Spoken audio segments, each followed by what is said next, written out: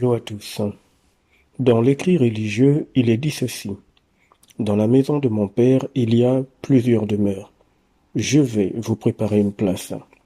Ce passage qui est très réconfortant, plein d'espoir et rempli de croyance, est un piège monumental. D'ailleurs, je rappelle ici que toute croyance est une soumission aux entités, peu importe le domaine de la croyance. Mais bon, revenons sur ce passage. Dans le réel, ce passage signifie ceci. Dans les régions astrales du démiurge, il y a plusieurs chambres holographiques. Dans chacune d'elles, je vous prépare une place.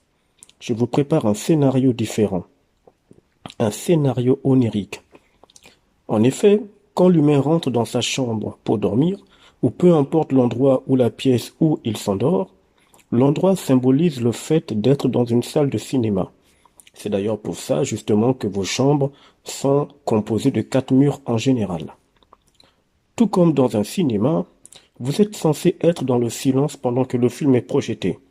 C'est également pour ça que quand l'humain dort, il est dans le silence, c'est-à-dire qu'il n'est plus en activité physique comme quand il est réveillé ou éveillé. Il rentre donc dans le cinéma.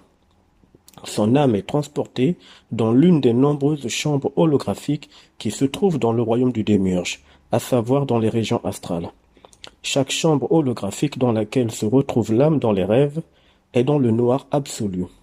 Le programme débute quand l'âme atterrit dans le rêve, c'est-à-dire dans la chambre holographique. Ce programme se déclenche et alors une technologie dimensionnelle d'un haut niveau active automatiquement le commencement du scénario que l'humain qualifie de rêve. Un scénario astral que l'humain va donc qualifier de rêve. Donc, dans ce scénario, ou encore quand ce scénario se met en place, figurez-vous qu'au fur et à mesure, le scénario prend forme. Au fur et à mesure que l'humain avance dans les rêves, les scénarios ou le scénario prend forme. Il y a comme des circuits qui sont activés partout, c'est-à-dire en haut, en bas, à gauche, à droite. Ces circuits dégagent un magnétisme sous forme d'énergie qui circule partout comme des fils lumineux. C'est à travers ce phénomène que le décor holographique du rêve semble être réel ou en mouvement. L'humain est dans une manipulation dimensionnelle insoupçonnable. Tous les scénarios des fameux rêves que l'on nous met sont alimentés par nos énergies individuelles. Et les scénarios en question sont des recyclages des mémoires astrales, des mémoires qui traînent dans l'astral, des mémoires contrôlées par les entités de l'astral. Ce sont en fait des âmes qui ont enregistré des scénarios que les entités leur ont imposés par manipulation durant leur incarnation. Ces scénarios sont ensuite transmis aux rêveurs. Ce que je dis, ce que vous entendez, je l'ai vu. J'ai vu comment tout se déroule. Il faut savoir que chaque fois que l'on vous plonge dans le rêve, vous atterrissez dans l'une des nombreuses chambres holographiques qui se trouvent dans la maison du démiurge, ou si vous préférez dans son royaume. On y emmène votre âme dans chacune de ces chambres à chaque fois. Cela vous est présenté dans un décor tellement bien fait que l'âme est convaincue que c'est réel. Il y a par exemple une chambre holographique spécialisée dans les scénarios d'amour, une autre chambre holographique spécialisée dans les déceptions, une autre chambre holographique spécialisée dans les vengeances ou la haine. Vous allez donc rêver. Et le plus souvent, on vous mettra des scénarios bien évidemment où il y aura des rêves d'amour.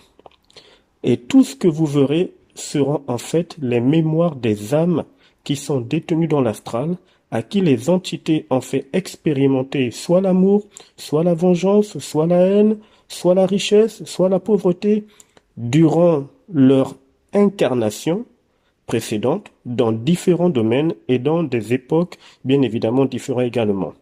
C'est ainsi qu'elles font depuis des milliers d'années, y compris ceux qu'elles vous font expérimenter dans vos différentes réincarnations à vous.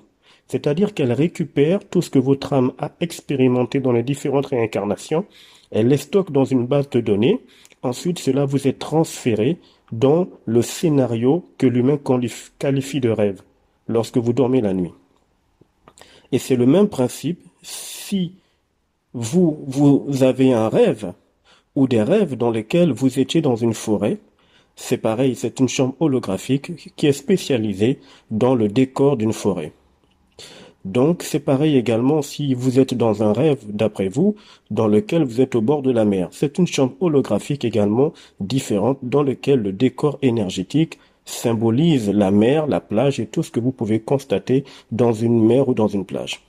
Les entités peuvent faire changer à l'âme différentes chambres holographiques dans la même nuit, en fonction des résultats qu'elles veulent. Exactement comme c'est déjà arrivé dans le quotidien, que des individus arrivés dans une chambre d'hôtel précise, demandent qu'on leur change de chambre pour des raisons de commodité ou autres. Sauf que dans le cadre des rêves, ce sont les entités qui nous font changer de chambre holographique selon leur volonté. Pour qu'une chambre holographique fonctionne correctement, il faut l'énergie humaine. Cette énergie est captée durant la journée dans vos différentes occupations. Il leur faut nos énergies. Cela nous a été montré en effet d'une certaine manière. Quand vous allez dans un cinéma pour vous détendre ou bien pour passer un bon moment, vous devez payer votre place avec de l'argent. Cet argent symbolise votre énergie, puisque l'argent acquis par un humain provient officiellement de sa sueur, c'est-à-dire de son travail. C'est donc l'énergie humaine qui est utilisée. Elle est récoltée durant la journée pour que votre énergie alimente par la suite les scénarios des chambres holographiques dans lesquels vos âmes seront transportées toutes les nuits dans ce que vous allez qualifier comme étant des rêves. C'est l'une des raisons qui fait que l'humain tombe de fatigue le soir au point de dormir, parce que durant la journée, son énergie est captée dans tous les domaines et dans toutes les activités, même les activités dans lesquelles l'humain pense qu'il ne fournit aucun effort physique. Ces journées, épuisantes ou pas, permettent aux entités de récupérer l'énergie humaine. Ainsi, les scénarios nocturnes des rêves peuvent commencer.